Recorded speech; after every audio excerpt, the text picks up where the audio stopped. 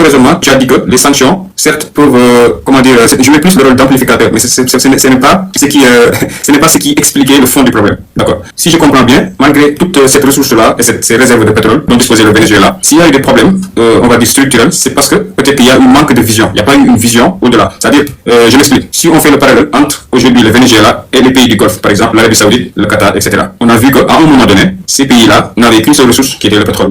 Aujourd'hui, on a vu ce qu'un pays comme le Qatar est devenu. C'est-à-dire que c'est à cause du pétrole que le pays s'est complètement développé. C'est-à-dire qu'ils ont très bien réutilisé cette manne financière-là, cette rentrée d'argent, que leur a permis leur seule ressource de l'époque, c'est-à-dire en l'occurrence le pétrole. Donc, ils ont eu une très bonne vision sur le long terme, n'est-ce pas? Donc j'ai l'impression que, à vous entendre parler, là je parle de Papa Souleymane, c'est un peu ce que tu reproches aux dirigeants vénézuéliens. C'était comme s'il y avait un manque de vision. La question c'est pour Papa Souleymane. Donc, c'est-à-dire que, qu'est-ce qui a expliqué selon toi cet échec-là, malgré tout ça? La question pour Saliou, c'est, je voudrais savoir, parce que cette question-là, elle est importante pour le Sénégal aujourd'hui. Je voudrais savoir, qu'est-ce qui explique ces difficultés qu'ont les pays en général qui ont le pétrole, qui ont la ressource du pétrole? Pourquoi il y a autant de problèmes? Pourquoi c'est même devenu une malédiction pour ces pays-là? Ça, j'aimerais vraiment que tu m'expliques. Donc, c'est une question pour à vous deux. Je ne sais pas qui va répondre le premier. Salut, allez-y.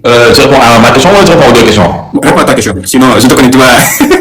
Bon, tout appartement, j'ai un avis sur la question de Papa Souleymane, peut-être que l'on a un avis sur le mien. D'accord. On n'est pas d'accord sur les sanctions. Donc, les difficultés, en fait, des pays qui produisent du pétrole, c'est la malédiction de l'or noir. En fait, le pétrole, on peut dire que c'est de l'argent facile. De l'argent facile parce que tu viens, tu exploites, tu vas vendre sur le marché. S'il y a une crise quelque part dans le monde, tu gagnes encore plus de fric. Donc après, pourquoi aller investir dans d'autres produits ou dans d'autres secteurs d'activité si le pétrole peut te générer tellement de rentes et beaucoup d'argent qui font que tu deviens paresseux? En fait, c'est comme par exemple, c'est comme ce que j'appelle la malédiction de l'Afrique. La malédiction de l'Afrique, c'est qu'on a une terre qui donne tout. Tout ce que tu plantes, on n'a pas d'hiver froid, on n'a pas de tornade, on n'a pas de séisme. La terre, elle est très fertile. Tout ce que tu peux planter, ça va jamais. Et ça rend paresseux. Contrairement à ceux qui, derrière, ont un climat froid, austère, et qui sont obligés de se battre tous les jours pour ne pas mourir. Ça les rend beaucoup plus forts et beaucoup plus déterminés. C'est la même chose avec le pétrole. Donc, les difficultés que ces États ont, c'est qu'à un moment donné, ils se concentrent plus dans les rentes pétrolières que dans les autres secteurs d'activité, parce que les autres secteurs d'activité, ce que le pétrole produit, ne fait que tu n'as pas besoin d'autre chose. Maintenant, en général, le pétrole, il vient souvent avec du gaz. Les deux vont souvent de percer, il y a du pétrole, il y a du gaz. Donc,